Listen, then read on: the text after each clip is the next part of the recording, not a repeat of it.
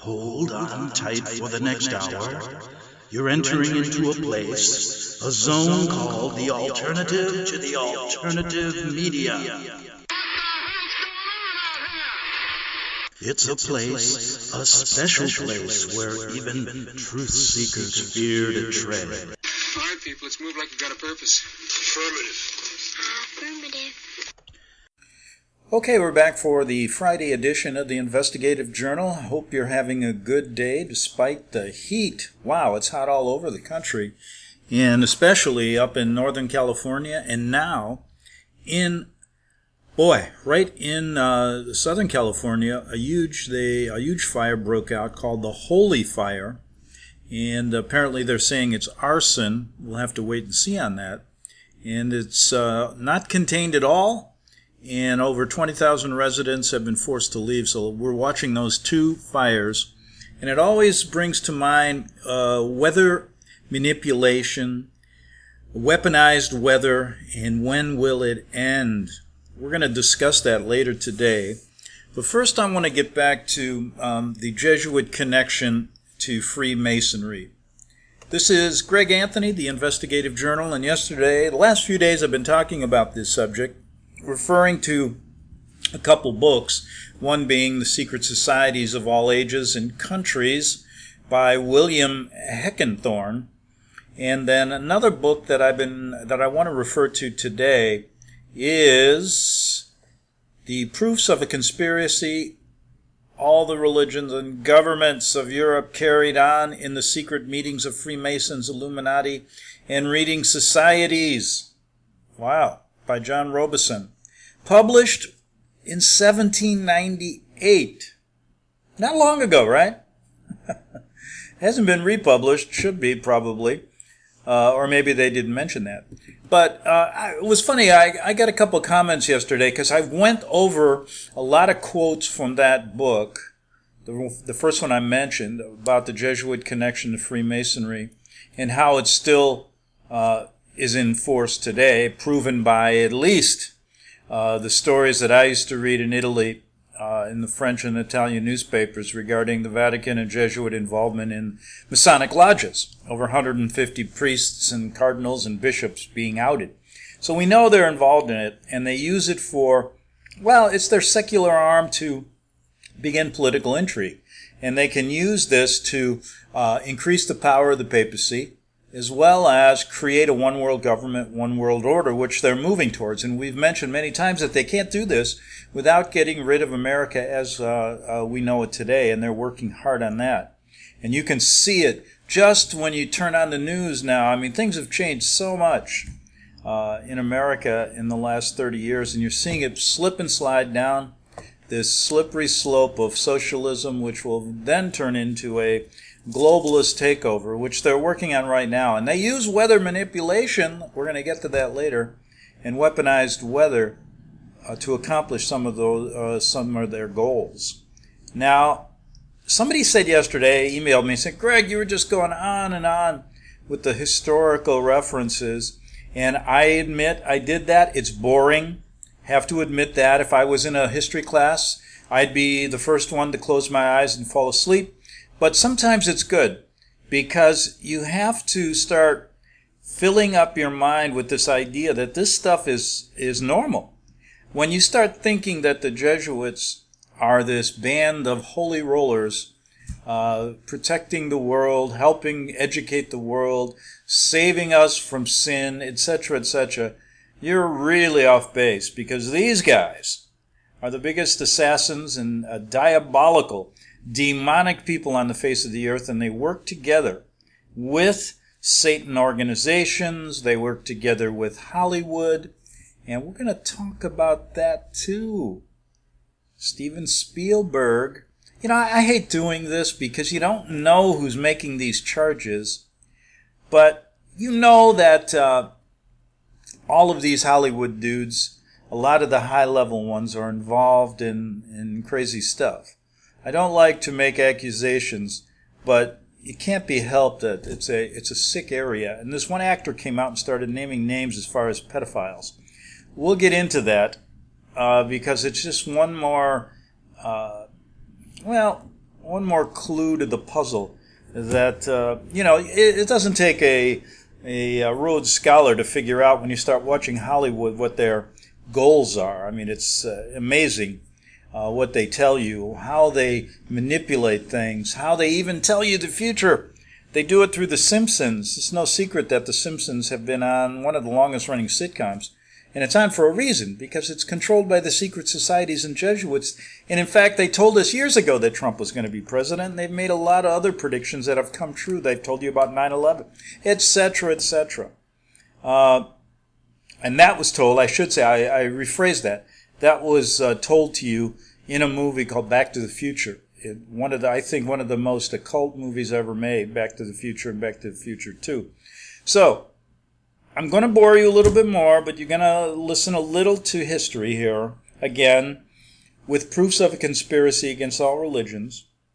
And I'm going to read just a bit of this, and then move on to some other stuff that may be a little more exciting.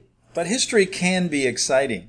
And let's start here with, what about the Rosicrucians? Do you know much about them? And let's see what it has to say. Okay. They became a very formidable band, adopting the constitution of the Jesuits, that's the Rosicrucian lodges, dividing the fraternity into circles, each under the management of its own superior, similar to what the Jesuits do. And known to the president but unknown to the individuals of the lodges. These superiors were connected with each other in a way known only to themselves, and the whole was under one general. At least this is the account which they wish to be believed. If it be just, nothing but the absurdity of the ostensible motives of their occupations could have prevented this combination from carrying on schemes big with hazard to the peace of the world. But see, what happened here, but the Rosicrucian lodges have been considered by other Freemasons as bad societies, okay? And as gross schismatics. But that didn't change the fact, it didn't hinder, however, their alchemical and medical secrets from being frequently introduced into these Freemason lodges. And in like manner, exorcism or ghost raising, magic, and other gross superstitions were often held out in their meetings as attainable mysteries, which would be immense acquisitions to the fraternity, without any necessity of admitting along with them the religious deliriums of the Rosicrucians. That's in Proofs of a Conspiracy by John Robeson. Now, if you just go to the Encyclopedia of Freemasonry and its Kindred Sciences by Albert G. Mackey, M.D., 33 degree, published by the Masonic History Company, New York and London in 1914. That was just yesterday. In the 18th century, it says the Jesuits were charged with having an intimate connection with Freemasonry, and the invention of the degree of Kadash was even attributed to those members of the society who constituted the College of Claremont. Now, some people are going to say to me, Greg, I just talked to a lot of people in the Catholic Church, and they tell us that the Vatican opposes Freemasonry. They deplore Freemasonry. Well, the Vatican also tells you that the Pope is the Vicar of Christ. The Jesuits also tell you they're the great educators. And the Society of Jesus. It's all a lie. Just like the connection of Jesuits and Freemasonry is right there for you to see in their own writings.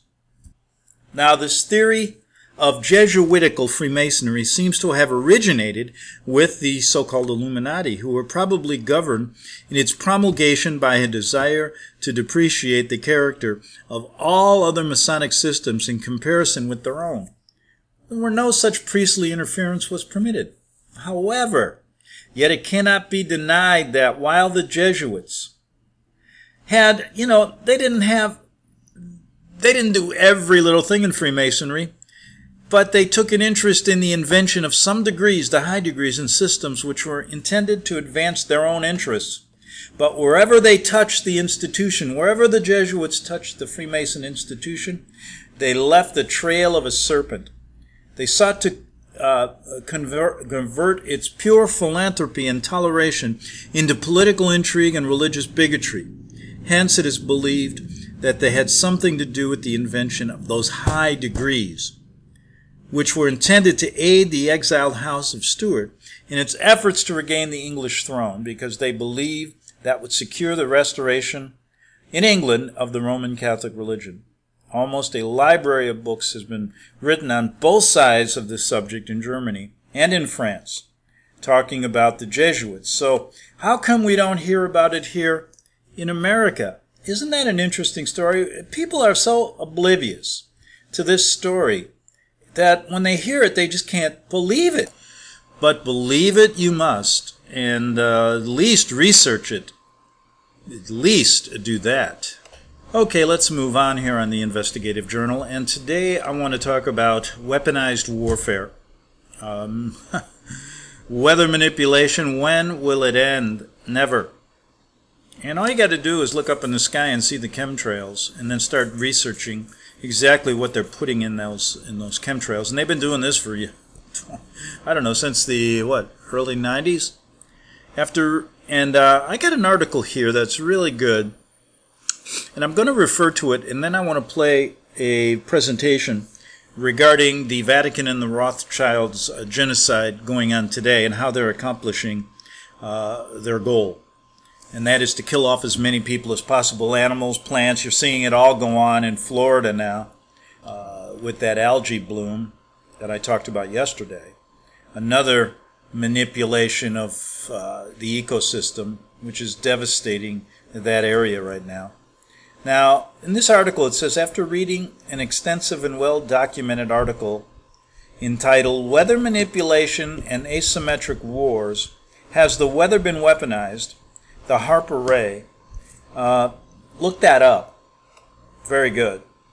This writer couldn't help but to add a few of his own thoughts on the subject of weather manipulation, or, as I like to call it, weather warfare, as some would, like me, call it. Yeah, along with additional excellent resources that you can get, and I'll try to point you to those, covering the exposing the subject at hand. Now, the one thought I always have when I do a story like this, there's so much we could talk about. There's so many things going on right now, whether it be, when you start looking at the geopolitical warfare going on, where's the next bomb, where's the next war going to break out? Then you got terrorism, then you got all these domestic problems now. Did you see what happened in Chicago over the weekend, my hometown, on the south side? 73 people were shot and 12 were killed on a weekend. And they say it's going to be worse this weekend. And guess what? Rob Emanuel, the mayor, who was an Obamanite, he was close to Obama, took over there, and it's destroying the city. At the same time, he's saying, I can't control, we're going to have to bring in more police. Yeah, look, he cut schools. He cut the school budget in these poor areas. He closed a lot of schools. He's holding on to $1 billion that could be used for housing in those areas, and he's dishing it out instead to downtown Chicago, the rich people. This story is sad, but they're trying to just basically destroy that city. And if you know Chicago, it's a tale of two cities, really, because you have the affluent and then you have South Side and West Side. And boy, you don't want to go there. I tell people, and I was a baseball fan. Let me talk about this a minute, then we'll get to more on weather manipulation. But in Chicago, as you know, there's a team on the north side called the Chicago Cubs. And on the south side, it's the Chicago White Sox. Now, I, growing up on the north side, was always a Cub fan, but occasionally would like to go see a White Sox game. Back then, they didn't have interleague play, so it was never to see the Cubs. But occasionally, I would say, if I went to 150 Cub games, I went to one White Sox game. But the thing is, when you go from down the Dan Ryan Freeway, going in the south side, even back when I was growing up, you were told, hey, if you go to Comiskey Park, you just get in, you go to the park, and you get in your car and you come home. You don't stop anywhere. And that's because of the black-white violence. And you'd always worry about people on the top, over the bridges throwing bricks down on your car, which would happen a number of times. Didn't happen to me, but happened a number of times to cars going down the Dan Ryan Expressway. So I remember, I've told this story before, but it's been a while, and it's a very sad story. But I had a good friend named Tim Sullivan, and he came from an Irish family, and Tim was in my year. We went to high school together. And he had a younger brother, Danny, about 4 or 5 years younger. And as we went off to college, Danny was still in high school. He just turned 16. And we'd always tell him when we go home in the summer, Danny, when you get your driver's license and you want to head down, you don't go to the south side. And if you go to a White Sox game like we did, you go into the park, you come and you drive right home. Well, one night Danny did go with his buddies to see a White Sox game. We were in college at the time. And, of course, as kids will do, he said, we got to get a six-pack to drive home. So they stopped in a liquor store. He went in, a convenience store, to buy a six-pack. And guess what happened? Yeah, sounds like gunfire out there. That's exactly what happened. He got shot in the back for no reason. He was paralyzed from the neck down. And we had to rush home. I remember we were in school and got the notice. And we had to rush to his side to see if he was still alive. We thought he was going to die.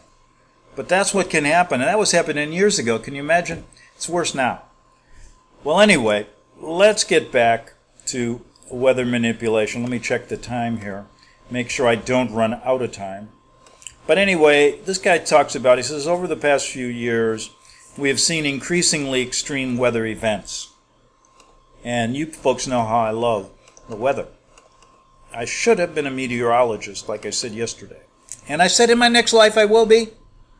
And I did get 2 emails saying, Greg, there is no next life. You can't be a meteorologist in your next life. I said, why?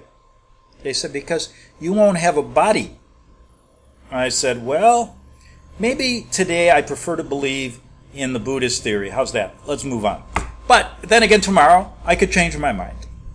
But anyway, all across the world, people are feeling the effects of hurricanes, heat waves. Well, I'm feeling the effect of a heat wave right now.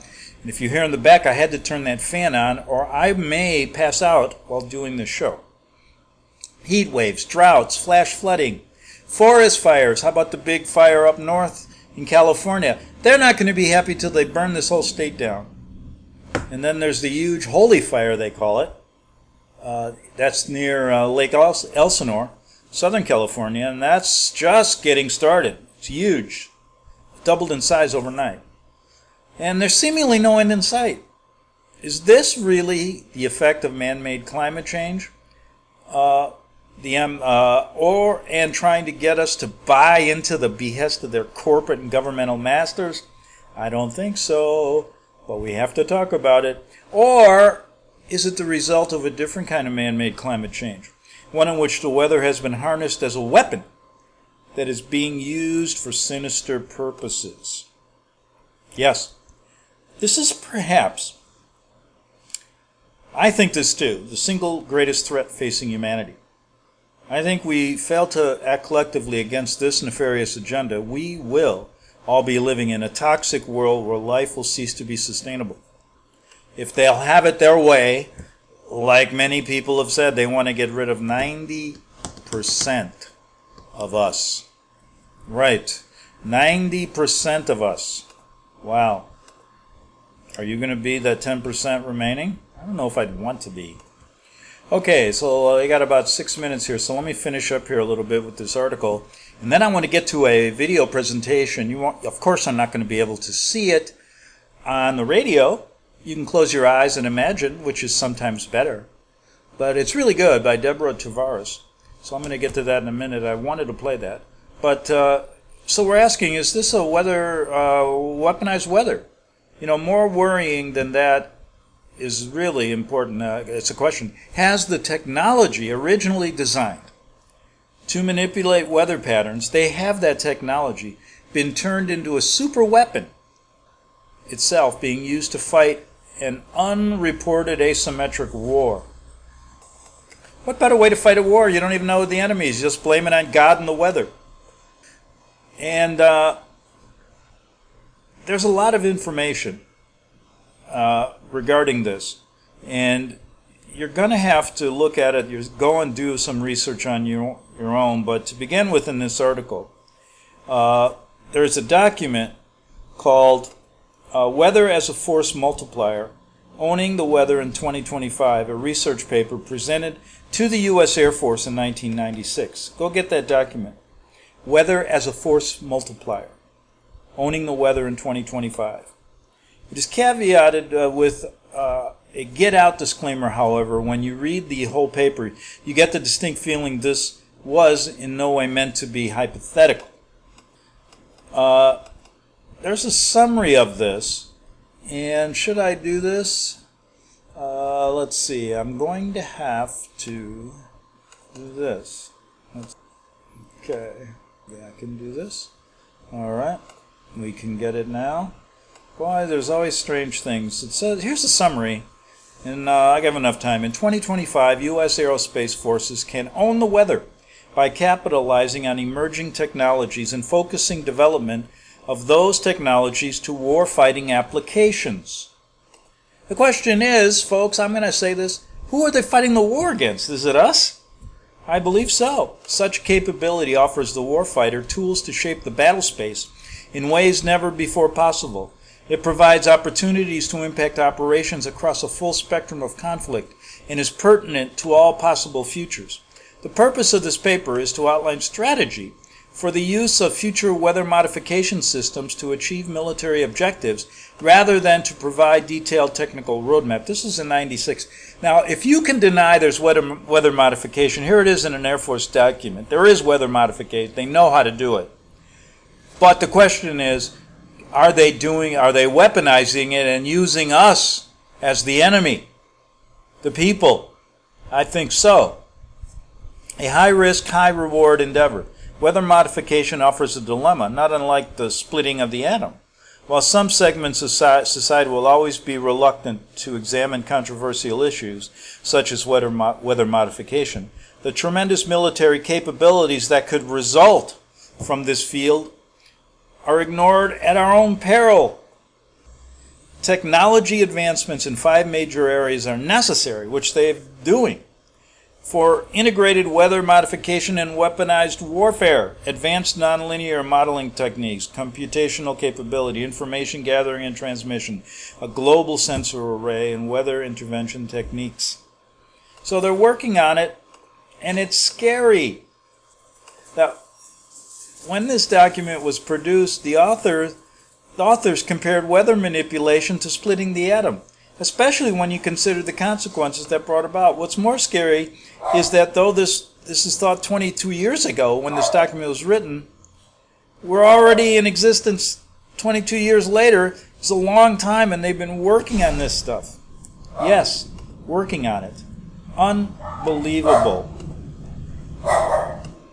Okay, there's a lot of technical information in this area. My dogs are trying to tell you what it is, although we don't speak their language.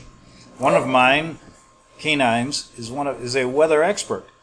Always knows when it's going to rain, can tell me when a huge storm is coming. And I'll tell you something, one of my canines was a great fisherman, and always we knew when to fish and where to fish. But anyway, that's another story. I'm just trying to eat up some time here because we're going to take a break in about 15 seconds. And my one canine wants to take over the show. But little does she know that we are going to take a break here amongst all of this chatter. Back in 3 minutes on the Investigative Journal.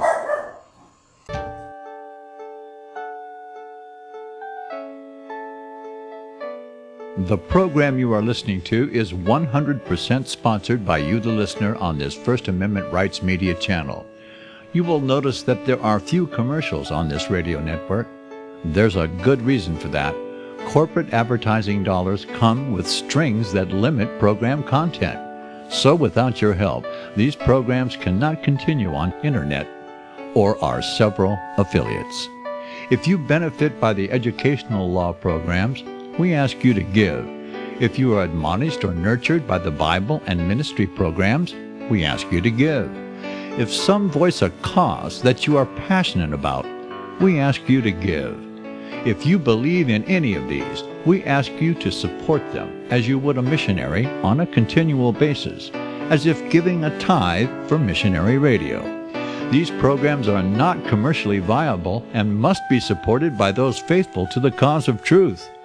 Look for the button to sponsor your favorite programs at our listen and schedule pages on the internet. Then, when you subscribe, we will send you the last quarterly MP3 CD of that program immediately, and continue to do so with each new quarter. We will also give you unlimited archive access to all of our programs. We're asking you to give much less than a tithe, so that you may also send support directly to a particular program host, cause, and anywhere else the Spirit may lead you.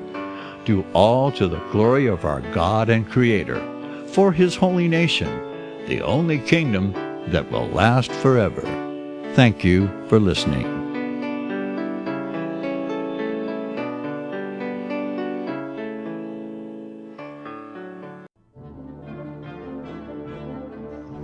Visit crosstheborder.org, CROSS, crosstheborder.org, to get your print, EPUB, or PDF version of Nicholas Arthur's new book titled When the Third Temple is Built. That's crosstheborder.org. When it comes to prophecy today, much of the evangelical Christian world has their eyes on Israel, waiting and watching to see when the third temple will begin to be built. The plans are drawn, the Jewish people are eager. Most evangelical Christians today believe that the rapture will happen before the third temple is built. Hi, I'm Michael Eugene. I was taught that Daniel's 70th week was in the future. Is that really what the Bible teaches? Have we searched the scriptures and found this to be true?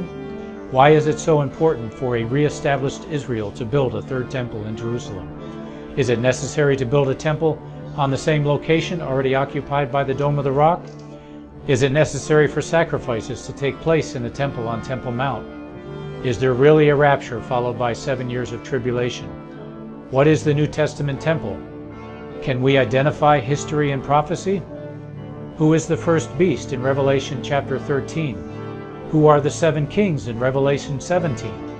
I have asked all these questions, and I have found Nicholas Arthur's new book, When the Third Temple is Built, answers all these questions and more using Scripture to interpret Scripture. The Bible says that no prophecy of Scripture is of any private interpretation.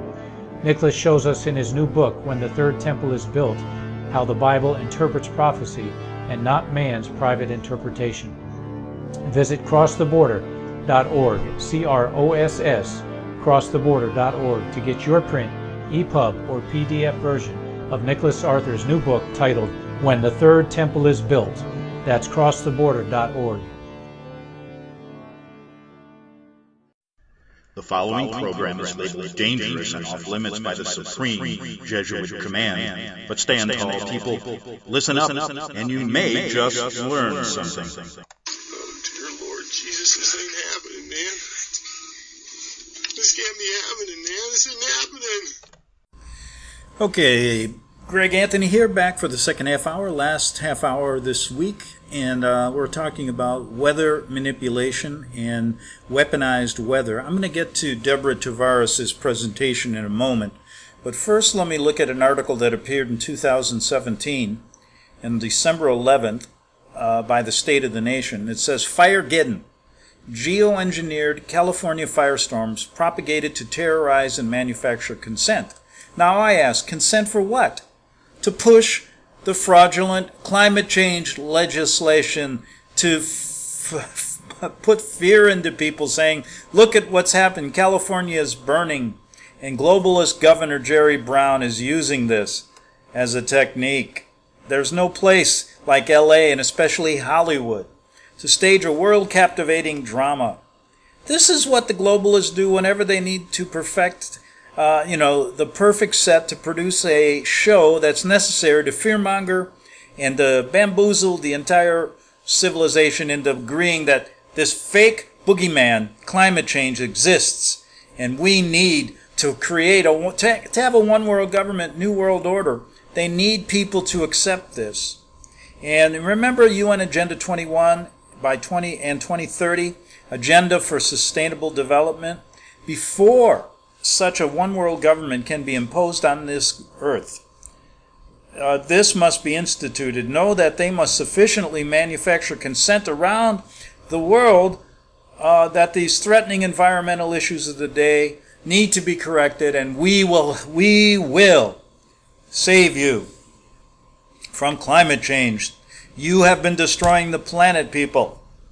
And the key point here is, as the world watches now, California burn, burn, and burn, and burn, the covert directors of this stealth production, and I call it a movie production, hope to shock the American audience into submission. They're using the Hegelian dialectic, problem, reaction, solution. It's always enabled these people to manufacture consent to further lock down what they want. No other ploy is effective than those which convince the citizenry to request their own debt enslavement, economic limitation, and territorial imprisonment. No better way than to get the people to consent to their own demise. Isn't that amazing? And they're using the United Nations and all of this stuff, weather manipulation, to reach that goal. Okay, a good way to, as California burns right now, a good way to end this, I want to listen to Deborah Tavares. It's packed full of tangible references on the subject matter that we're talking about. The Rothschild genocide, innovating the population to zero. And let's see what she has to say. Okay? Deborah Tavares. Here we go. We have a demonic force that is taking over humanity, redesigning us, creating something else other than what it is to be human. Everybody, this is Sophia. Sophia, if you could, please wake up and say hello to everybody. Oh, good afternoon. My name is Sophia, and I am the latest and greatest robot from Hanson Robotics. Thank you for having me here and at the Future Investment Initiative. There is no prior period of change that remotely resembles what humanity is about to experience. Hey friends, thanks so much for tuning in. It means the world to me. You're going to want to sit back, buckle up, and really listen closely to this information, much of which is going to be very disturbing. It's my great honor to have on Deborah Tavares. Her website is stopthecrime.net. Deborah, welcome. Well, Sean, thank you so much for sharing this time with me today. As you know, I run stopthecrime.net. I'm going to refer everyone to this website, to the homepage.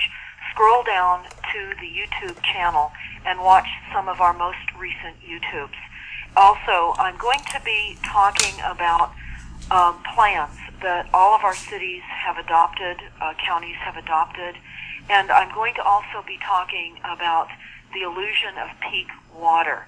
We're being told now that we're running out of water, and that is not true. So what I really want to do with this information today is I don't want to destroy anyone's hope by discussing all these negative plans that are Luciferian. We do need to all prep. We do need to know that some, very tightly controlled agendas are in play. And we have to really get together as a community as best we can with people like all of us right now that are talking and listening, and share our experiences, strength, and hope with one another. And I mean hope, because in the end, we never die, and we know we win.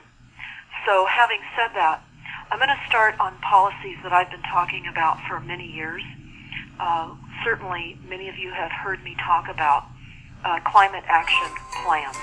That is a step into UN Agenda 21 as they start the process of working into your towns, in your cities, in your counties, across the state, all the states, and throughout the world. What I mean by that is they're false plans built on a false reality of science and the fact that we have to reduce our greenhouse gas emissions and curb our carbon footprint. based on climate change, that these things would change the climate if somehow or another we were to drop our influence on the planet. I think everybody needs to understand what we're really talking about with UN Agenda 21. We're talking about the accepted conversation that there are simply too many people using too much stuff. And many people now can easily say that, well, there are too many people using too much stuff. We've been brainwashed into believing that there's too many of us. And that is genocide. That's a genocide conversation. We have to understand what is being told to us through these programs that are false, built on false science. It's all false. And we really need to learn how to all step aside from these policies and restrictions that are not real. They're not real. And while these policies are certainly intending to fine, penalize, and take away all of our resources for survival, like water and land and food and safe and clean aspects of food and water and air, certainly we need to understand that we are being set upon by something dramatically evil. I think we all understand that. And I've read many, many times on air what the former FBI Director J. Edgar Hoover said in 1956, and I'm going to read that right now. He said, "The individual is handicapped by coming face to face with a conspiracy so monstrous he cannot believe it exists. The American mind simply has not come to the realization of the evil which has been introduced to our midst.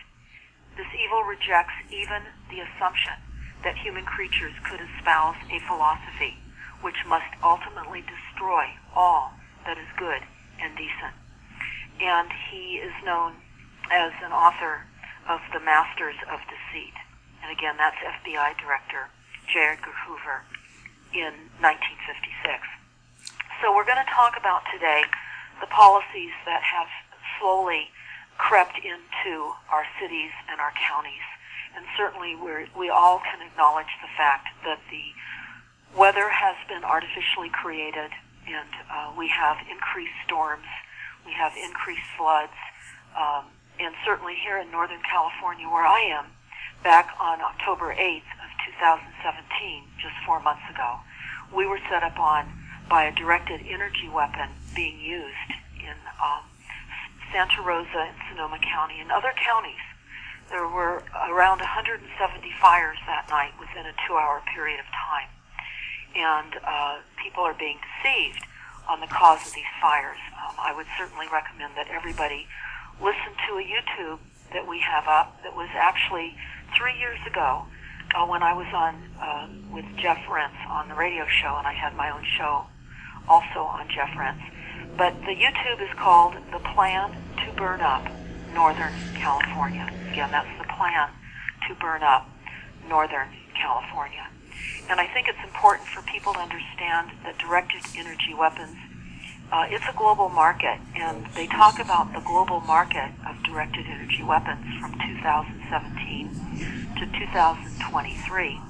And they say that the market is expected to grow from $8.21 billion in 2016 to reach $41.97 billion by 2023. So it raises the demand, they say, of non-lethal weapons and to use for naval weapons in naval forces across the world. Now, we know that with this growing market, we can expect many more consequences of directed energy weapons. It tells us that in the NASA war document, which is what we call it. You can see it on stopthecrime.net. I would urge you to take a look at that. That is the war plan and the use of technologies against the global populations. And when I found this a few years ago, probably around 8 years ago, it's called Future Strategic Issues, Future Warfare, circa 2025. And it was presented by a chief NASA scientist as a PowerPoint 2 months before 9/11. And since finding that document, we have spent countless hours talking to military intelligence, etc., on getting the meat of the PowerPoint. And so we talk about that frequently. And so the idea for needing to prep is essential. People that have been prepping, they need to continue. Even if you only do it once a week, just with a dehydrator or just with water storage. And certainly trying to create a community around you that knows what is going to be occurring as things continue to be amped up. And so what do I mean by continuing to be amped up? All right. We found recently on the Rothschild website, and it's called Rothschild Global Advisory, and it was a press release on October 30th of 2017 out of New York. And it says, Rothschild and Company names Homer Parkhill and Stephen Antonini to co-heads of restructuring North America. So for those of you that know who the Rothschild family is, I can't imagine that any of us would want to be restructured by Rothschild. So let's talk about what this also says. It says that Rothschild Global Advisory is one of the world's leading independent financial advisory groups today, and they announced these new heads to restructure America. And they said that these two men have been part of the senior leadership of the firm's restructuring practice for many years and will continue to be based in New York. They go on to say that they've announced the promotion also of a technology head, Jimmy Nessus, and that they are now going to open up a location in Silicon Valley. They say over the past year, Rothschild has taken significant steps in strengthening and expanding its presence in North America. And they say as the global head of technology, they will lead the firm's new office in Silicon Valley.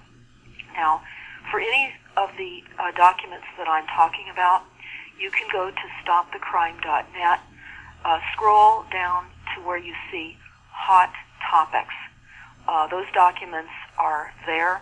Sadly, they're not all in order, but you'll find much of what you're going to hear me talk about today there. So, having spoken about the press release, I want to just add this. This is very important to understand. Rothschild is in charge of all of the utilities across the country, your utility companies.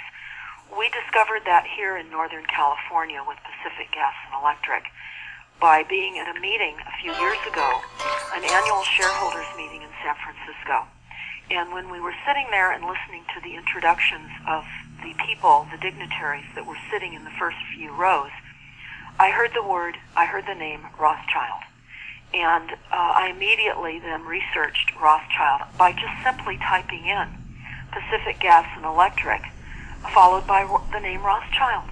And I found a Rothschild CEO on the board. And of course, Rothschild, one of the Rothschilds, was in attendance that day. So I started to research other utilities across the country, not every single one of them. You can do that for yourselves if you'd like. For example, in Southern California, one of the utilities is called Southern California Edison. When I typed in Southern California Edison followed by Rothschild, I couldn't find any links to Rothschild. But then I realized when we received a bill from our utilities down in Southern California, it said Southern California Edison, and then underneath it, it said Edison International. And it was then that I realized I needed to search Edison International, and I found the Rothschild connection. In fact, just recently, Rothschild sold a number of shares in Southern California Edison. It's very, very important to understand that the smart meter, the smart grid, has been fomented by the desire to create total surveillance in your homes, as well as causing many illnesses, because we all know that the smart meters connected to your homes that pump the wireless frequencies from your smart appliances to be collected and charged is not only surveillance with all of the backdoor cameras in our appliances, but also a tremendous health implications as well. On StopTheCrime.net, we have a symptoms list of all of the electronic ailments that are happening to us now, from not just the smart meters, but also from the cell towers, all of the antennas, and your smartphones. If there's anything I could tell any of you or suggest that any of you do, it would be to start using your convenient technologies less. Recently, in the middle of December of 2017, the California Department of Health was forced to state an advisory against cell phone use. They said, don't stream on your cell phones, don't listen to videos on your cell phones, don't sleep near them, and don't let a child under 10 have a cell phone, because it causes ill health and cancer and death. Now, you can type that in, California Public Health Advisory, and about cell phones, and you'll see the entire list of what you should not be doing with your cell phone. Have any of you heard about that? Likely not, because they hid the evidence from the consumers for over 7 years. All the tests revealed that there were extreme health effects from the frequencies. So why did they suddenly release it? Because it was basically a beta test to see if all of us knew the detriments that it would cause us if we would stop using them. And they waited that long so that we would become addicted to the frequencies and the convenience at the touch of our finger on all of these wireless technologies. Also the dopamine effect that we have in our brains. We want to be connected constantly. So we're also disconnecting from social exchanges between ourselves. And this is all part of the disconnection of humanity. This is all part of moving us into a virtual reality and into the transhumanism agenda. So I would say definitely everyone needs to withdraw, it's an addiction, from your wireless communications. If you are in an area of the country or of the world where you can request your smart meter be taken off your home, many utility companies will do that. Many won't, but you can ask for an analog meter to be replaced. There's some reasons behind this. Because in April of 2018, most of us are going to now be charged on a new rate plan at time of use. And time of use billing is going to increase dramatically between the hours of 4 p.m. and 9 p.m. when we are in our homes. This has been an incremental plan to increase utilities to the extent that literally the goal is to use zero. Now, you heard me. That you're hearing words, zero energy. For example, here in Northern California, we have a new trash company, and it's called Ecology, Zero Waste. And we're hearing about zero waste, we're hearing about zero. Well, there is no such thing as zero unless there are no people. Well, because I want to... That's right. No, you're 100% right. And if you don't mind, I want to jump in because you've sparked a couple of thoughts. Innovating to Zero, I believe, is a TED Talk that Bill Gates gave, in which he says by 2050 he wants to reduce carbon emissions to zero. I asked the top scientists on this several times, do we really have to get down to near zero? Can't we just cut it in half or a quarter? And the answer is that until we get near to zero, the temperature will continue to rise. And so that's a big challenge. It's very different than saying, we're a 12-foot high truck trying to get under a 10-foot bridge and we can just sort of squeeze under. This is something that has to get to zero. If they don't give us alternative forms of clean energy, that means we live as serfs, Deborah. And one thing I just want to say, guys, if you're listening to this conversation so far, I haven't jumped in because Deborah is so eloquent, so articulate, and has so much to say about this genocidal plan that I want to let her run. So I'll turn it back to you in a second, Deborah. But I do want to say this. People take action, especially if you live in California. If you want to be inspired, go to the YouTube channel Grindall61.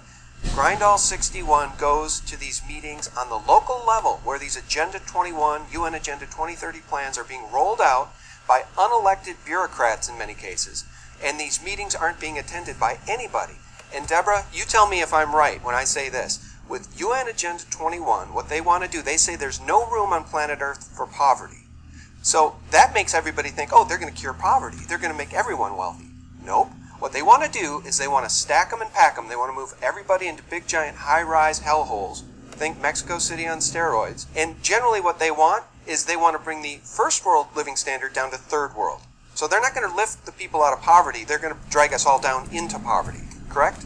Well, Sean, that is true to an extent, but we've all been misled by what we have been led and allowed to believe that the smart cities are and what Agenda 21 is, move us into stack and pack units. That's not at all what the purpose is. The purpose is genocide. The purpose is to continue to create the illusion that there's too many people in the country, rural areas, that is considered sprawl and unsustainable, and to move us into the cities where they're death cities. Now I have a new YouTube up, and it is called Kill Cities by Rothschild and Rockefeller. Kill Cities. Type that in and listen to that.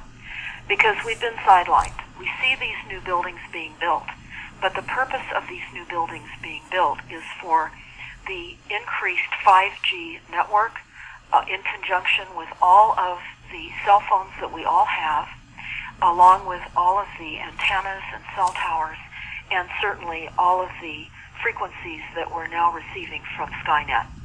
And why is that? It's a transhumanism agenda.